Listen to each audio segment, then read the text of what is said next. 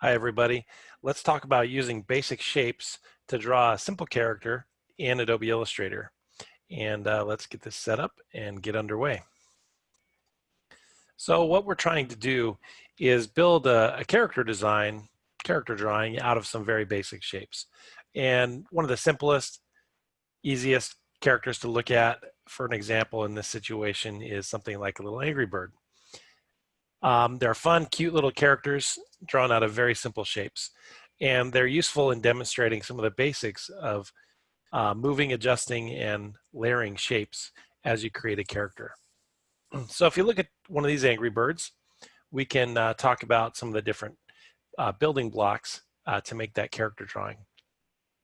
One of the things I like to do is start with a very basic shape and then modify it as needed to create something else. So in this situation, if I'm looking at one of these little angry birds, one of the pigs, what I'm looking at is I've got a pretty normal ellipse in the back. I've got a few circles for the eyes, another couple of ellipses for the nose, a couple more ellipses for the mouth, and then in kind of a little irregular shape for the ears. So those are fairly easy to duplicate.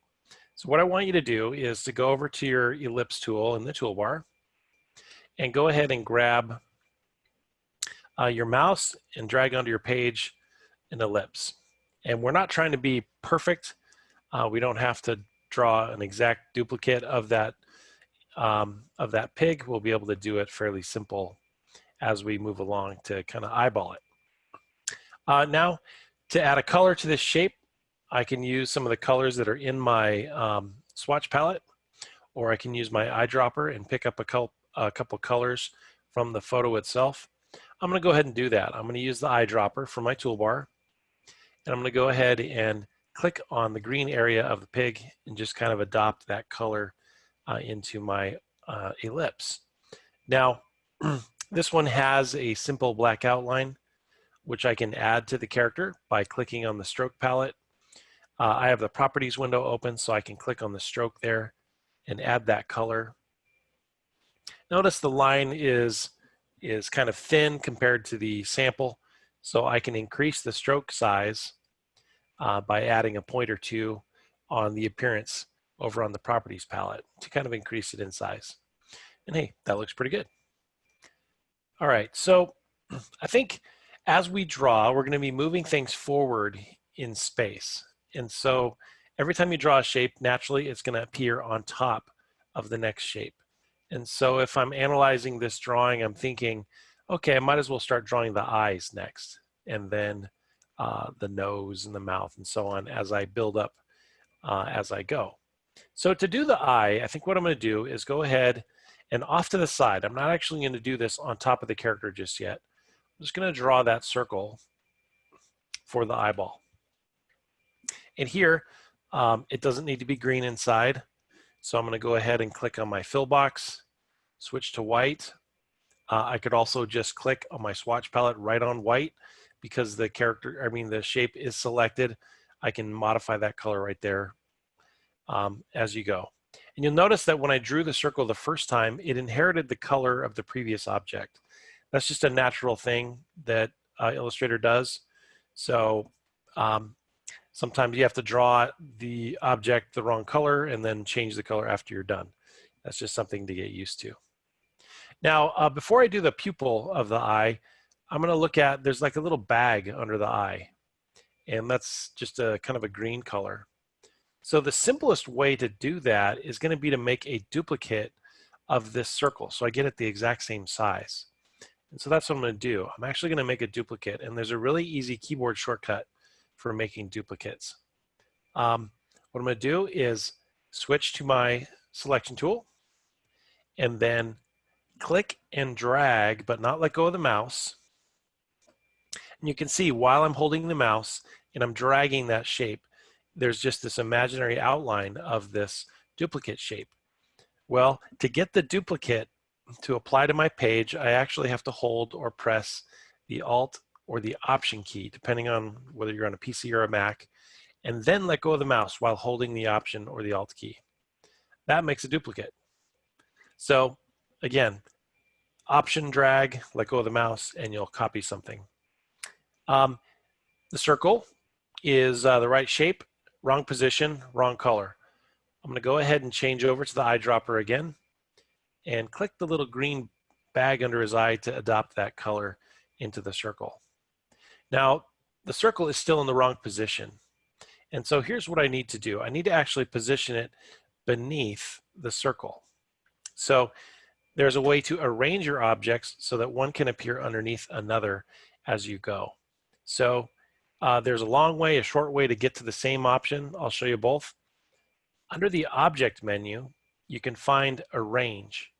And Arrange is how you order your objects forward or backward. Now, I can say Send to Back, and that will throw that green circle all the way to the very back of the page.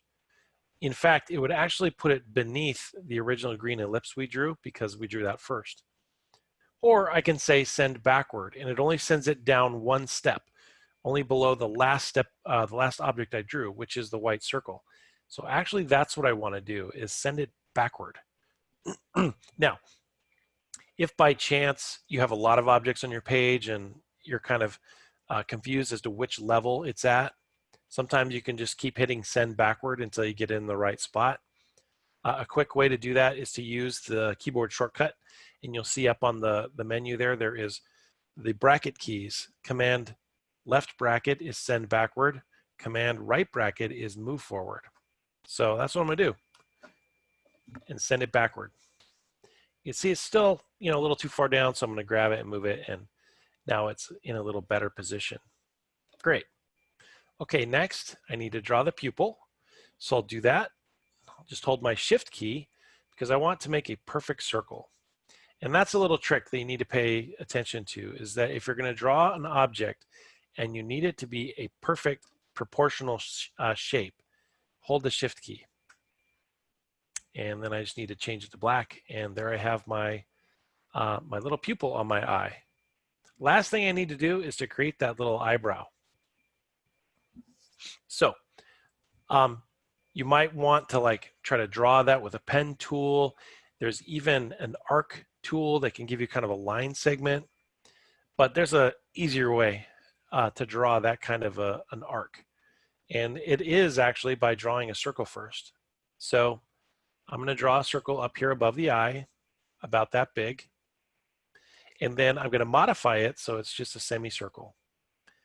First thing I need to do is turn off the black color. So I'm going to click on the fill box and select none.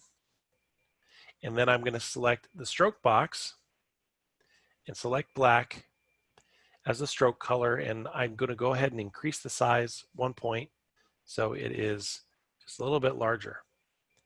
Now, what I want to do is just cut off the bottom of this circle and get rid of the rest. Well, that's pretty easy to do, actually. And this is where we want to use the direct selection tool. Let's zoom in a little bit so we can see what's happening. When I click on one anchor point with the direct selection tool, the white arrow, it selects that 1 point by itself. So it's not selecting the others.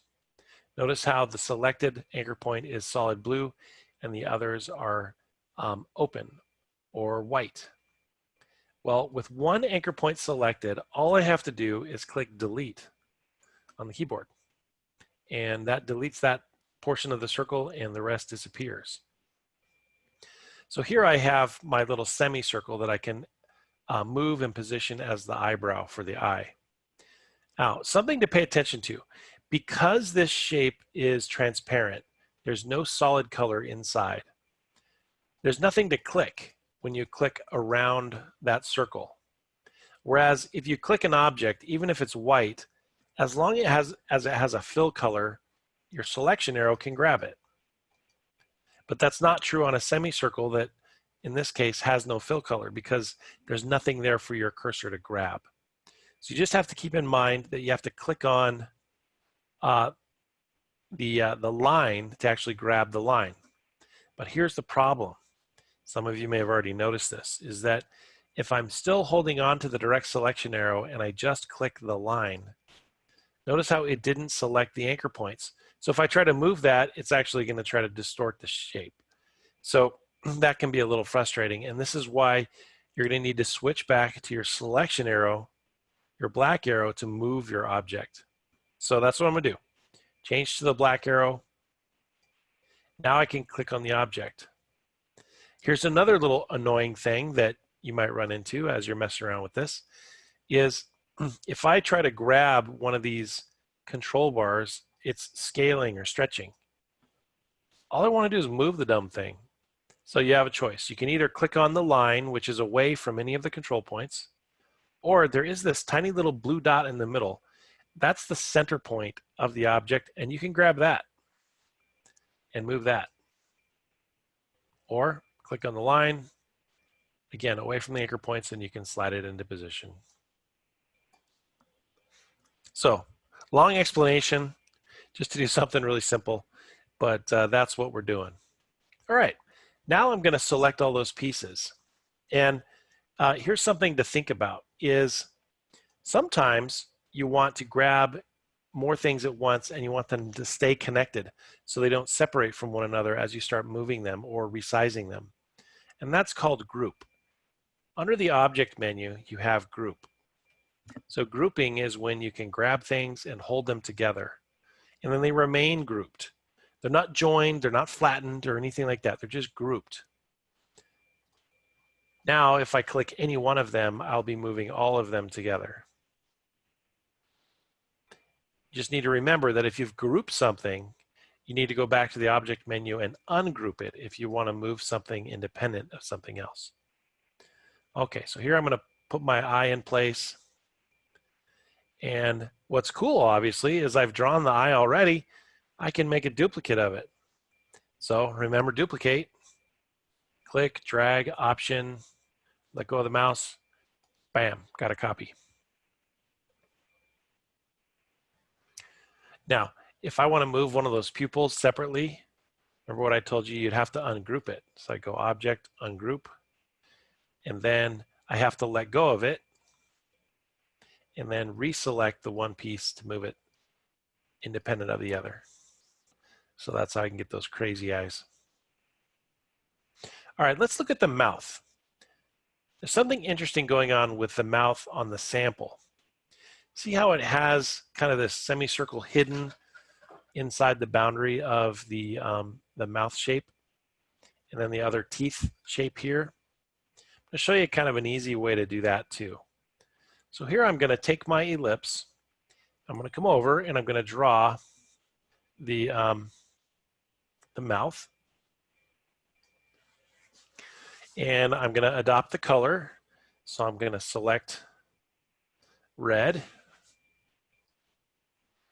And then I'm going to add the stroke color. And I'm going to increase the size. So here I've got my little mouth shape.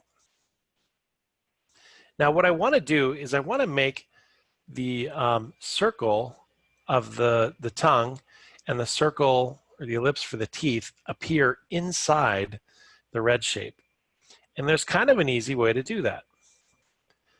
Over on your toolbar, there's a little known object here, little setting you can change. And there is one called Draw Behind, Draw Normal, or Draw Inside, which is one of those options there. So a lot of people don't know this, but all you have to do is select Draw Inside, and notice how that ellipse gets this little imaginary frame around it. That's how you know you're actually drawing inside something. Now, while this is selected, I'm going to go ahead and, before I draw my next shape, I'm going to use the eyedropper, and I'm going to click on, actually, no, I'm going to leave it white because I'm going to draw the tooth. So what I'm going to do now is if I draw an ellipse that's white, notice how it appears on the page, but it's inside the original ellipse. So I can move it, reposition it, scale it, resize it, and it won't disturb the mouth shape because I'm still drawing inside. Now I can go ahead and draw another shape at the bottom to make the tongue. I'm going to go ahead and use my eyedropper and pick that dark red and then resize the tongue as needed to reposition it. You can see how that all kind of appears inside the boundary of that shape. Now I just let go, and notice how when I click on that shape, it automatically has grouped those pieces. But what if I need to further edit or move the shapes inside the other shape? Well, all you got to do is like triple click on it. It's one of those little features. It's called isolation mode, where if you triple click on something, it locks everything else and lets you select the inner object. And that's really necessary for situations like this, where you're trying to select objects that are inside another object. And then to get out of that isolation or group mode is just click the background, and now you're going to return to just having that object and moving it and repositioning it. So here we got our mouth, got our eyes. All we need is our nose and our ears. Okay, notice how after I let go of that object, I returned to normal drawing mode. So that draw inside is only a temporary thing that you use to draw shapes that go inside other shapes. So in normal drawing mode, I can draw the nose. And I'm going to go ahead and use the eyedropper to click on the green to get to nose color. Here's a little bit of an annoying thing. Notice how when I use the eyedropper, it always adopts the fill color. And if I tried to click on the stroke color for the nose or something, it's going to change the interior color of the object and not actually change the stroke color of the nose. So I do have to do an extra step and use the stroke palette to add that color. And I'm just going to pick a green from my swatch palette, because it's not a typical black line there for the nose. So I'm going to just do that, take that up and kind of position it in place, scale it as needed. Now, if I need to move the eyes, I can use my selection arrow and slide them out. Remember, I ungrouped this one, so I have to hold Shift to select the other pieces to be able to move them as a group.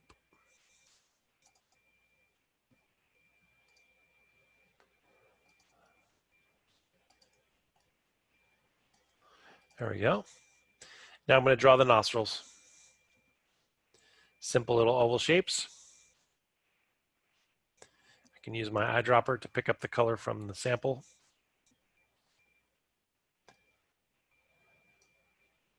And here I can rotate them using my cursor. I can use the rotate feature by adjusting the shape with my cursor. I can make another duplicate, hover over the control bar and rotate it, and even scale it a little bit to make it smaller like the sample. So this is one of my favorite things about Illustrator, is the ability to modify things. You're not fixed or locked into anything. You can draw it and then reposition it, move it around. It's very, very handy. Nothing is stuck in place. So sometimes people get really hung up on drawing things perfectly, but you don't have to. You can always modify and edit things in Illustrator, and that's really handy. Okie dokie. So we got our little face in place. Now let's do the ears. I think for the ear, I'm going to go ahead and start with an oval and then modify it slightly to make that little flattened look. So over on the side, I'm going to draw my little oval. And then notice how the shape of the angry bird, the pig ear is kind of flattened on top, and mine's more pointy or rounded. And so I need to make a little adjustment, and I can do that using the direct selection tool. So I'm going to switch to my white arrow and click on the very top anchor point so I can adjust it independent of everything else. And watch what happens if I just stretch the left hand handlebar and the right hand handlebar. Just kind of flattens it out a little bit, makes it taper inward. Also, I can further twist one of these handlebars on the left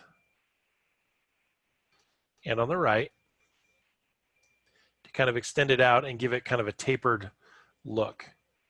And so if you're wanting to adjust your shape, get it to, get it away from being like a perfect and precise shape, don't forget, you can always use your X selection arrow to go in and tune it up, twist it, turn it, tilt the handlebar as needed to kind of adjust it. Now I just need the center shape.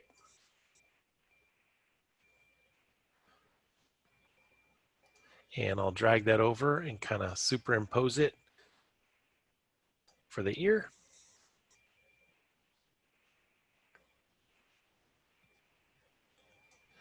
And kind of get it to be the right size. I'm just kind of eyeballing it right now. That seems about right. Okay, so actually kind of looks like an avocado. That's funny. All right, so I'm gonna take that over and kind of position it here, turn it, and looks like it's a little large, so I'm gonna scale it down a little bit. Just kind of further position it, eyeball it, and then I need to send it behind everything. So object, arrange, send to back. Here's another little trick. It's also possible to hold your control button and get that little sub menu and go arrange, send to back. There you have the little ear shape.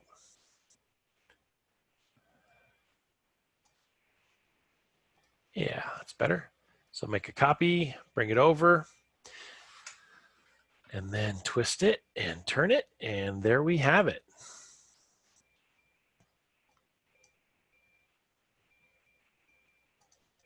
Not too bad. Got your little Angry Bird character all set up on your page. Now, I'm purposefully ignoring this extra outline. Doesn't really need it. This character drawing is fairly simple. Just going to leave it as is. All right, so there are some tips and tricks for drawing a basic face, a basic character, just using some shapes and positioning and coloring things in the right way to make it look like what you need. And what's cool is this is how a lot of characters like this are designed and developed. And they can be taken into games or cartoons, other things later on. And because they're vector graphics, they can be scaled and twisted and used. You can even take these into like the Adobe Animate. And there's like Character Animator that adds on to Adobe After Effects. So you can animate your characters that you draw in Illustrator. All right, so keep on drawing. See you next time.